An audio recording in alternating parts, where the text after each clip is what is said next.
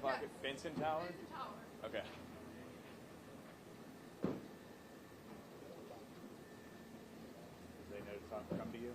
Are they about to get him out of there? Yeah, I think they're about to. Are they leaving?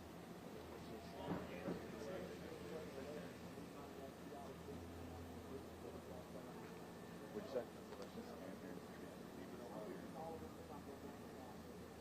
We didn't break any. I didn't go through. Hey, if you need something, let me know. All right.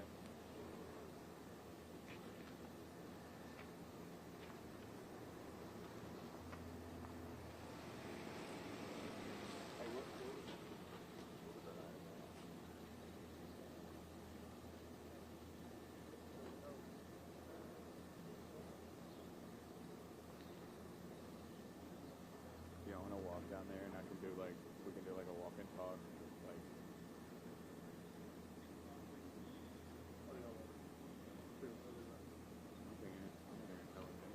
These are all just like tour guides.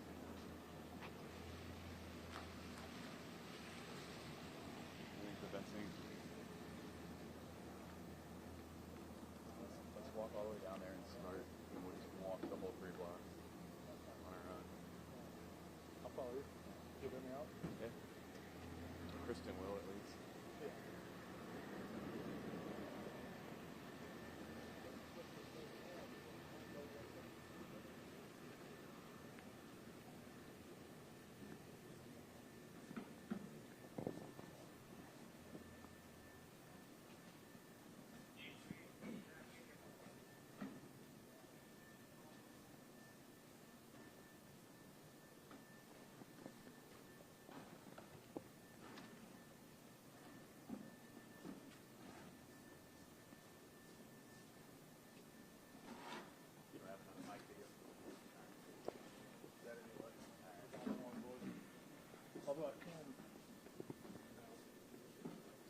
Do you want to, because I might have you like walk backwards, right? Just tell me how far I might be. Do you maybe Josh, you like are preventing him from?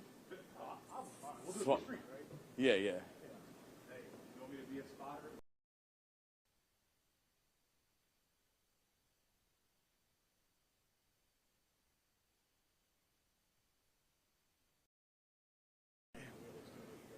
Here we go. Here.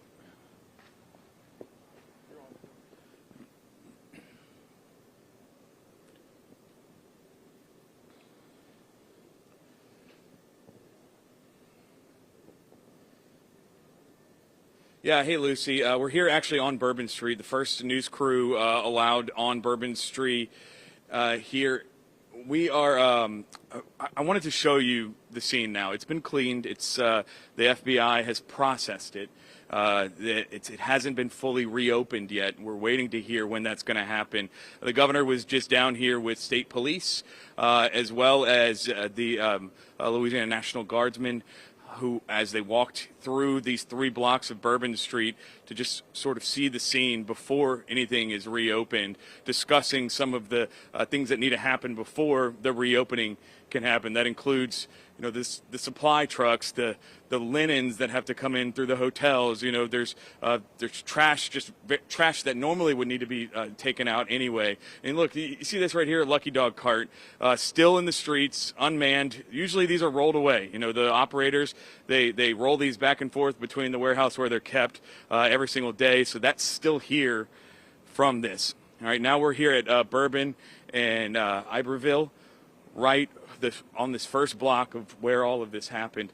And you can kind of see the governor was here, and I want to show you, maybe we can, let's walk over this way, Cole. I want to show you the bollard installation that the mayor was talking about yesterday, and the governor was kind of getting an update on how this is going to work here and what that situation is. So you can see this is where the bollards would go, these small holes here that that actually have, they're going to be able to insert the bollards into this during big events, and then when it needs to be a street again, it can be removed, and they'll be stored over on the sidewalk in a similar little spot where they'll store those That way they can block cars from driving through here. So the governor was able to get that sort of look at how that process worked. We're going to keep walking down this way toward Bourbon and Canal, and I'll show you where all of this started, right?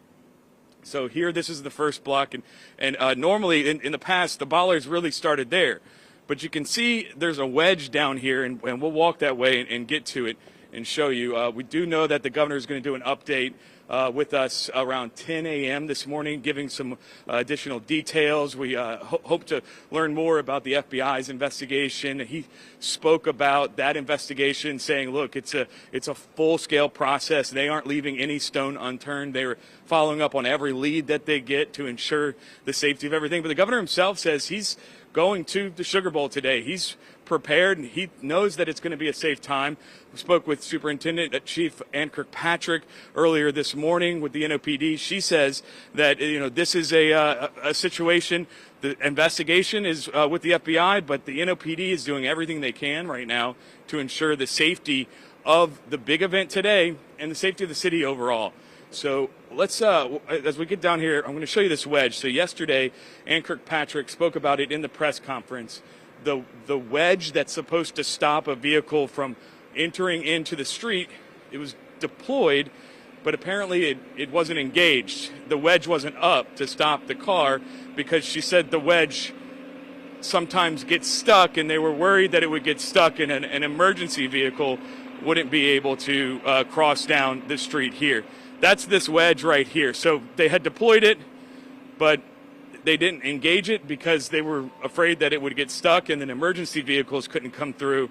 That said, here it is. So this is how this would work. It would rise up to this area in a diagonal process right there and then actually stop that truck from coming through. This is where the truck entered, right here on the corner of Bourbon and Canal, popping up just right on that sidewalk there, coming around an NOPD unit, and then driving down Bourbon 2.5 blocks. So it's just, this is an incredibly unique look at this situation here.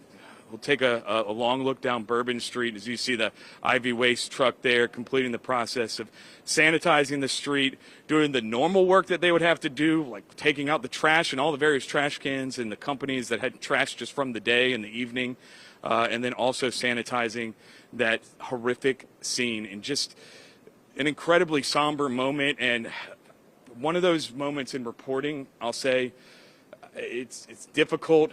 It's tough to walk on this street, especially after so many years of walking on this street with friends and family, enjoying this place, and knowing what happened here just a little more than 24 hours ago, and the lives lost right here on Bourbon Street because of that terror attack. That said, there are plenty of Louisiana National Guard here. We have state police, we have the NOPD, various other agencies are out here as well, ensuring the safety of this area as that FBI investigation continues. Again, we do have that update we expect from the governor around 10 o'clock this morning. In the meantime, I'll send it back to you in the studio.